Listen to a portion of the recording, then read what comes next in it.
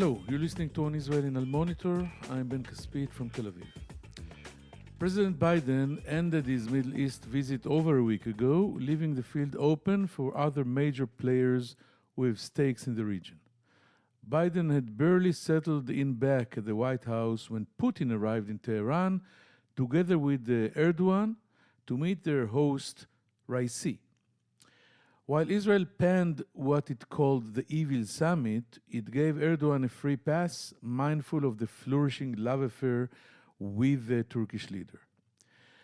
Another troubling regional actor, Hezbollah, continues to provoke Israel, launching drones at an Israeli gas drilling platform in the Mediterranean and leaving Israel to scratch its head in an effort to understand what game Nasrallah is playing.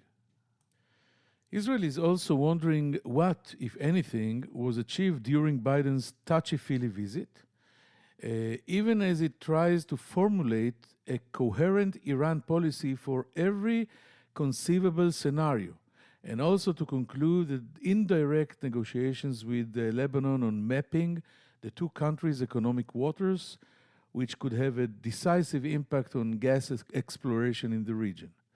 To top it all off, a drizzle of rockets from Gaza in recent days serves as a reminder that the Gaza problem hasn't gone away. Today's On Israel guest is probably one of the Israelis best equipped to address these issues. Major General Tamir Hayman is the new head of the Institute for National Security Studies, the INSS, before which he served as Chief of Military Intelligence, a post in which he oversaw the Western world's second most important repository of intelligence information after the US. If he shares with us even an iota of what he knows, we're in for a fascinating ride. Major General Tamir Hayman joins us right after this short break.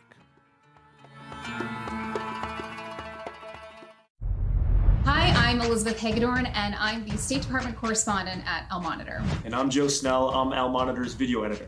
Let's admit it, this past year has been difficult to stay on top of the news and sift through what's accurate and what's misleading.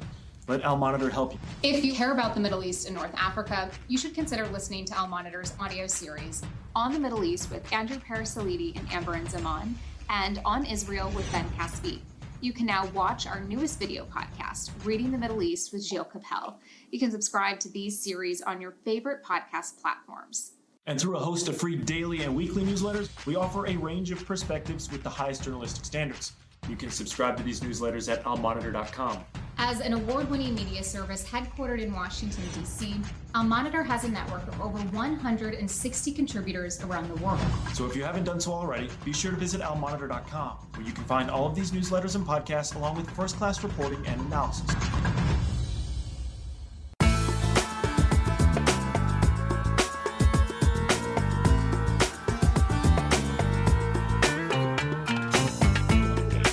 Now happy to say shalom and welcome General Tamir Hayman to our Al Monitor's podcast. Thank you for being with us, General Hayman. How are you doing? And thank you. Shalom, good evening, Ben. Thank you for having me. Okay, so let's start with a general question. How do you evaluate Biden's recent visit to the region from Israel's perspective? Well, I think from the Israeli perspective, the general impression is positive, especially everything related to American commitment on backing Israel and maintaining and even strengthening the special relationship with Israel. The president's main goal, I think, was to demonstrate his warm feeling and the deep commitment based on common values. And in that aspect, he achieved it big time. And in our neighborhood, in the Middle East, it is very important to have a powerful friends that are emotionally connected to you. In other words, the president tears at Yad Vashem is a form of power projection. But with your permission, I think there was two practical important achievements that didn't really get the necessary attention. The first one is, I think, the major achievement is the technical and scientific dialogue agreement. That is, Israel and United States will cooperate in key areas that will shape the future technology. It is very important to Israel technology and science community, and very important to deal with the Chinese challenge of cooperating and trying to get into that role. And the second achievement is the Jerusalem Declaration. But I want to emphasize one key aspect that is very important. When the president gave public declaration that Iran will never, ever gain atomic weapons, he practically is giving the permission to use force in any future event that any future American administration does not act in the face of an Iranian military nuclear program. And this is very important in terms of deterrence in front of against Iran. Okay, so you're optimistic, and you think there were many achievements in this visit in Israeli eyes. But if you were now head of a research institute in Jeddah, in Saudi Arabia, what would your answer be from a Saudi perspective?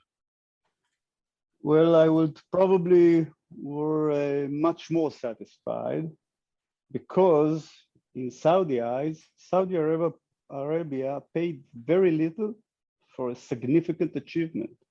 First of all, the legitimization or the acceptance of MBS, Mohammed bin Salman, who was addressed in a very dramatic and non-positive terms by the President Biden. Secondly, the regional summit that was hosted by Saudi Arabia, where most Gulf states came and 3 Arab states, gave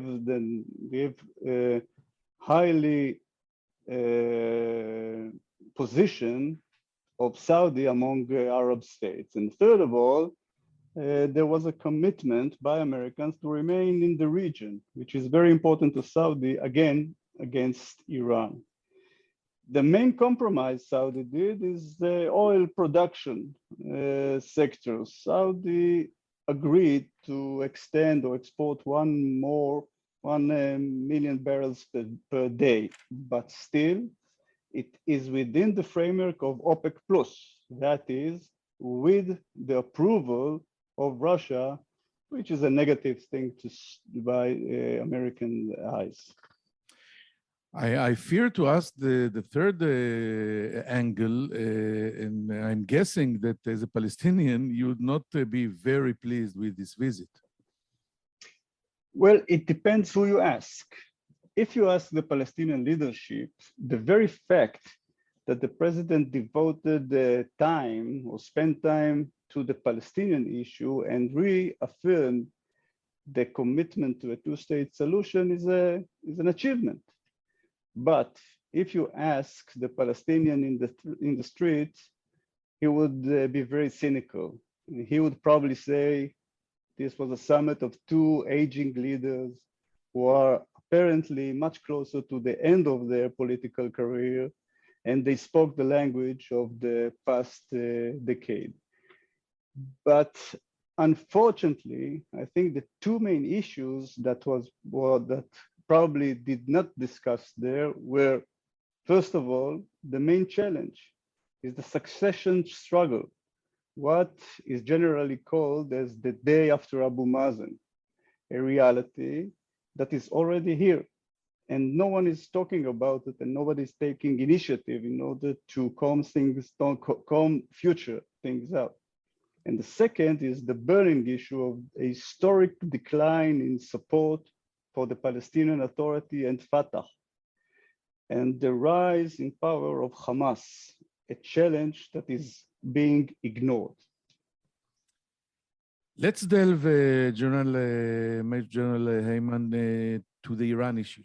Your predecessor at the INSS, Amos Yadlin, Talks of Israeli frustration after the visit failed to produce a clear agreement on addressing the deadline for negotiations with Iran. On the red line, it must not be allowed to cross. And of course, the tripwire that, if crossed, is supposed to trigger an aggressive Western Israeli response. Do you share this view? Not necessarily. It is important to distinguish between two synchronizing lines, a red line and a coordination line. A red line is something that is presented and its purpose is deterrence, while a coordination line is designed to coordinate the common operational activity confronting situation. And it must not be published. It is an operational line. The fact is that they did not declare on a red line. And I think that is a smart thing to do. Although it has the deterrence aspect, it reduces the degrees of freedom of the leadership and does the opposite if it is not followed. It really erodes the deterrence. And if there were agreements on operational coordination line, a tripwire like you called it, I believe and hope that they would have been on the 90% enrichment line. And this is not appropriate to advertise it. And so it is not certain that there is a fault there. And we don't know it. And most important, the Iranians don't know it. I understood you very well here, because of course no one can really say what were the decisions in the closed rooms, but let's move on the Iranian issue. It's no secret that the Intelligence Directorate during your term and also under that of your successor Aaron Khaliwa sees the Iran agreement differently than much of the political brass in Israel, essentially regarding a deal with Iran as the lesser evil among all the other bad options. Do you still hold that view? And if so, could you explain why? Yes, thank you. Thank you for giving me the opportunity to explain. Yes, I still hold this view as the agreement. Any agreement is a less bad option than the one we are facing the situation we are facing right now. First of all, we must gain time in order to produce a more significant and effective attack that will destroy the nuclear project and not lead to a regional war. And in light of the possibility that an attack against Iran will lead to a war in the northern area with Hezbollah, we need to be the initiators of the timing. Today, we are completely dependent on the Iranian decision and the Iranian project. Another aspect is that we must roll back the nuclear capabilities in Iran. The current situation is dangerous and unprecedented one. The situation as it is today may bring us to the reality of Iran as a threshold state. This situation cannot be rolled back. A country that once enriched to 90% can always justify the presence of such material in its position. In simple words, Iran will have a good excuse to give to inspectors who will find traces of forbidden materials. This will make it difficult, impossible to supervise a future agreement if it comes. If I may say, the opponents, just to deal with the criticism on that opinion, the opponents of the agreement point the risk of the sunset. But this is the years of and the end of the deal. But this is an irrelevant argument because today we are in a much worse reality than the one expected at the end of the sunset in 2013. And another argument against the agreement is that the lifting of the sanctions will bring economic well-being in Iran. This is true, but it will not be the same as it was in 2015. Firms mostly in the West, will not risk large investments in Iran, whose expectancy may be only 2 years. And this is also why I think the supreme leader in Iran does not want an agreement. I also do not accept the argument that the removal of the sanctions will lead to increased regional malign influence because of the extra money. From my experience in recent years, I learned that the sanctions did not have a significant effect on the regional Iran proxy. During the maximum pressure campaign, the amount of weapons threatening Israel increased. The number of people in Shiite militias did not decrease. The sanction mainly affected the internal economic situation and the stability inside Iran, and less on the military components. I have to say it was fascinating because I always hear the opposing opinions from Mossad officials that think that, that going back to an agreement is terrible. And military intelligence commanders like you, chiefs like you and the current one, they think the vice versa, but you explained it in a brilliant way. By the way, I don't know if you followed, but a former senior Iranian official, I think it was a former Minister of Foreign Affairs, said in an interview last week that they are already a threshold state. Do you agree with this? No, because he lost one thing. There is no, in my opinion, threshold state is a vague idea, okay? There is no accurate dictionary explanation what is a threshold state. But in my opinion, threshold state must acquire 25 kilograms of 90% enriched uranium and other capabilities in weaponizing system. Iran has weaponizing capabilities, scientific knowledge, and has enough enriched uranium for 2 atomic bombs, but at the level of 60%. I know it's a matter of weeks to transfer them from 60% to 90%, but technically speaking, they have not did that step, and this is not by accident. They know that 90% is something everybody know will carry out a dramatic change in the evaluation of the danger posed from Iran. So they're very dangerously close, but they're not there yet. And the Biden visit also seems to have fallen short of Israel's expectations of advancing an Israeli-led regional aerial defense alliance against Iran. The Saudis have thrown cold water on the idea. Other players, even those who have particularly close relations with Israel, have also nixed any form of military alliance against Iran. In fact, some Gulf countries, including Saudi Arabia, seem to be striving for improved ties with Tehran. Is this the case indeed, or are they simply throwing up a smokescreen to hide real progress on this front? Truly, it is the case. I think it's because of the scope of the Israeli discourse on the subject has created the negative effect of reluctance and withdrawal.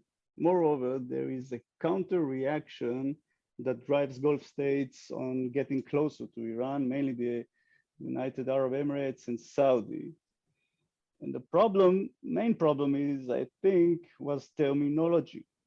Using or talking about defense alliance, the word alliance is very important, drives away Arab states from Israel.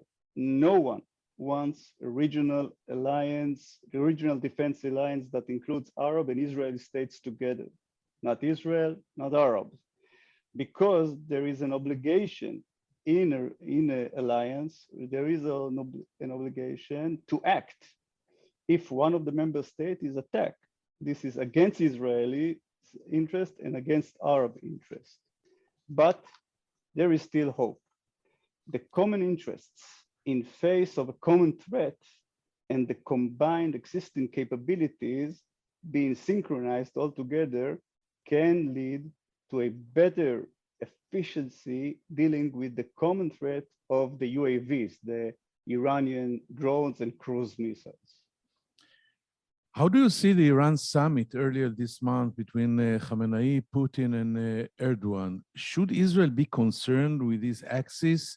And are we seeing a significant downturn in relations with Russia, as suggested in the latest reports, and also the decision of the Russians maybe to kick out the Jewish agency from Russia, etc.? Well, this summit is, first of all, expression of the global competition over a new world order. Putin narrates himself as the leader of the East and the leader of the Outcasts Alliance, the alliance of countries that believe the Western world system discriminates them. And the new world order in the Middle East is the creation of a dangerous triangle that may challenge Israel, that is Iran, Russia, and China. I don't think that Russia will act directly against Israel militarily. The current coordination with Israel is Russian strategic asset, and the deconflicting mechanism is crucial for the protection of Russian soldiers in Syria. But as they did, they can signal the dissatisfaction in other realms like the one you mentioned. But there are also maybe important operational agreements at the Tehran summit.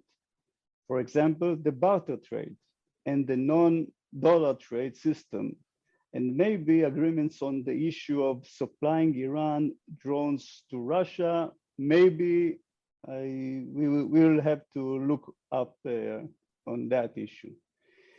But the most interesting issue, if I may, Yes. is the Turkish connection. Regarding Syria, please notice that the summit members do not see eye to eye. Erdogan wants to create a buffer zone in North Syria, where he plans to exile Syrian refugees there, mainly because of domestic economic and social pressure inside Turkey. Erdogan faces economic problems at home, and it is important for him to be an asset to both sides of the New World Order. Yes, it's really very interesting and very complicated. And on another explosive subject, Hezbollah recently launched 4 or 5 drones at the Karish natural gas rig in Israel's economic water. They were intercepted, of course, by the Air Force and the Navy. But the real question is, what does Hassan Nasrallah want? And should Israel draw a red line on the crossing of which would result in an Israeli military response against Hezbollah?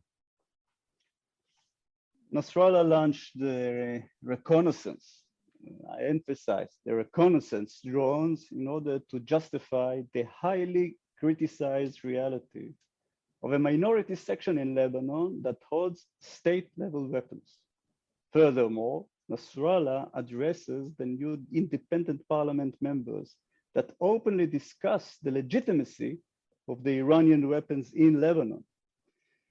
The Iranian influence, because some people mentioned that maybe Iranian was involved directly in that launch. I think that the Iranian influence on that specific operation is indirect.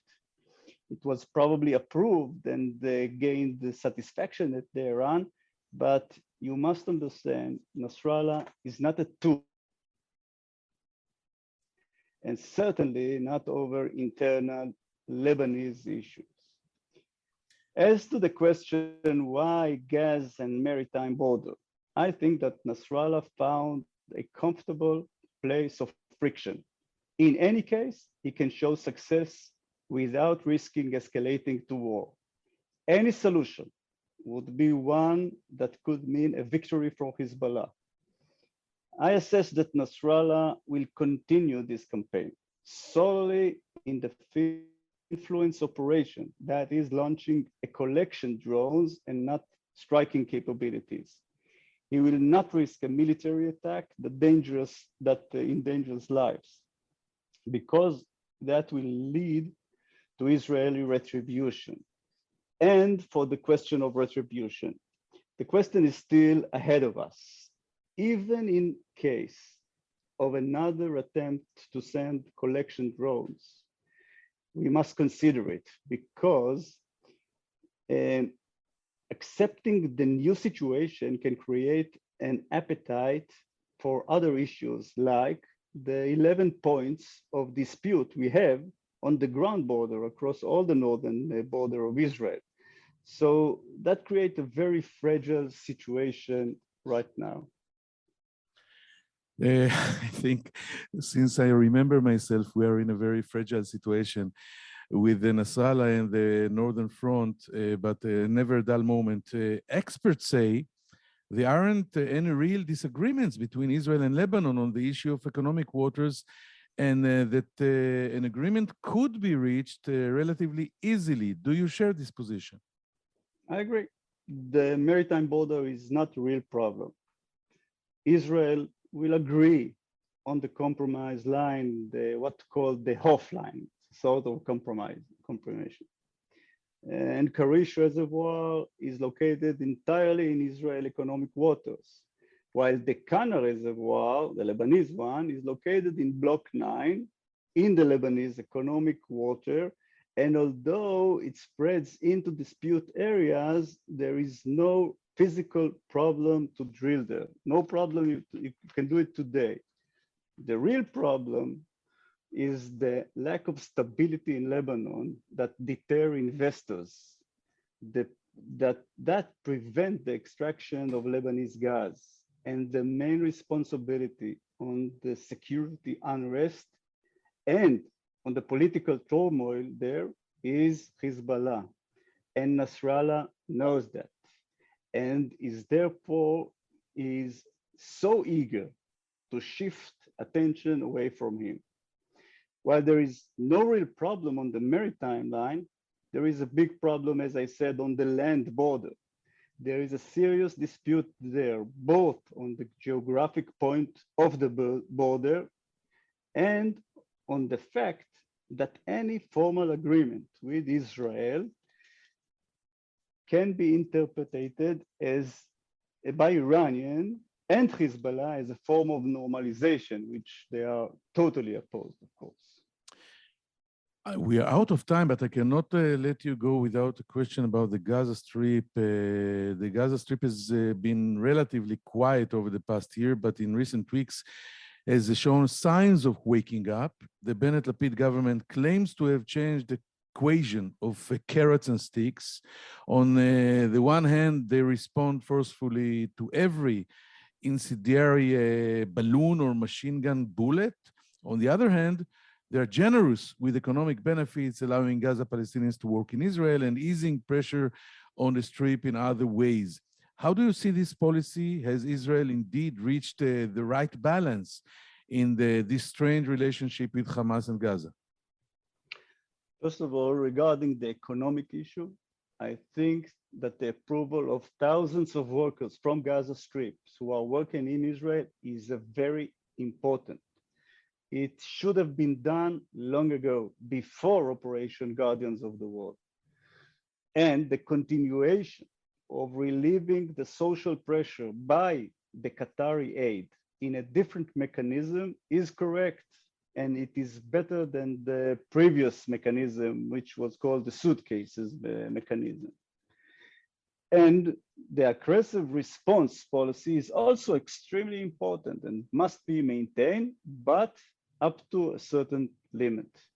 It is not recommended to reach a fire routine at the Gaza border. A fire routine, daily response will erode the achievement of Operation Guardians of the World and will escalate.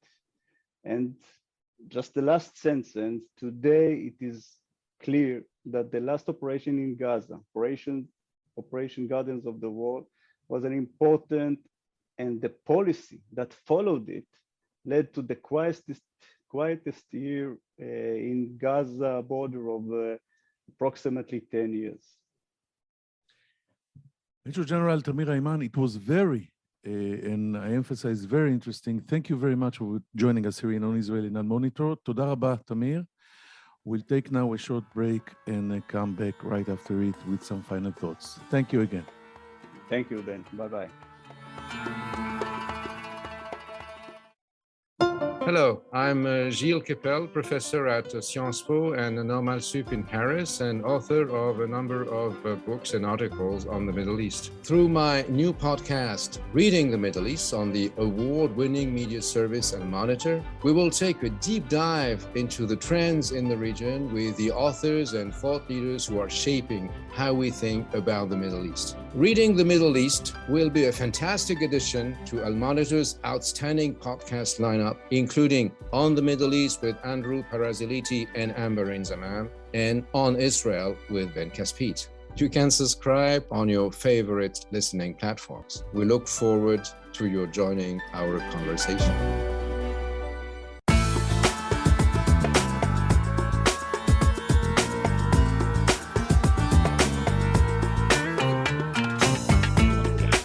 Thank you for staying with us. Well, this was a conversation full with headlines and insights. We started talking about the President Biden's visit in Israel, and General Yadai said, General Hayman said that it was a positive visit in Israeli eyes, especially when talking about the commitment and the backing and the strengthening of Israeli superiority in the region. This is not obvious. And in the emotional field of the connections, special relationship and intimacy between Israel and the United States, everything was achieved big time, as he said. He emphasized the 2 points during the president's visit in Tel Aviv and Jerusalem. One of them was a tactical and scientific dialogue that was agreed between the two sides. And it's very important, he said, to Israel's technological and scientific future. And the second point is, of course, the Jerusalem Declaration, and that led or leads the world to understand that if the United States of America is emphasizing that Iran will never be nuclear, so it's actually a permission to use force in the future if and when we will reach a point that was not probably decides upon of no return. When I asked him about the Saudi perspective, he said that in Jeddah they should be even more happy with the results of the visit because they paid less. They should be even more satisfied than Israel because they almost did not pay anything, only the production of maybe 1 million more oil barrels. But they got the meeting, the very long meeting with MBS between the president and Mohammed bin Salman, and the commitment by the United States to stay, that they are not leaving the region, and many other achievements. The summit, the big summit with the 9 leaders on Saudi soil, that is actually a declaration about the Saudi importance in the region. The most important point was when I asked him if he still thinks, like he thought when he was chief of military intelligence. It was not long ago, a year ago, less than a year ago, he left this so sensitive and important post. And yes, he said he still holds the same opinion that going to a new agreement with Iran is the lesser worst problem between option between all the bad options that are on the table right now. He said that this option, if we will go, not we, the Americans and this P1 5+1 will go to an agreement, it will gain time that everyone needs badly.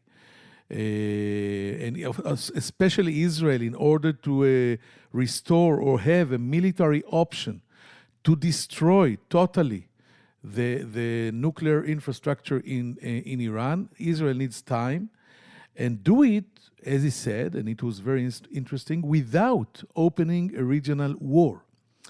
And he also said that we must roll back the nuclear capabilities in Iran, especially the enriched material. And he said that it's very dangerous if Iran will go to enrich the uranium to a military degree, 90%.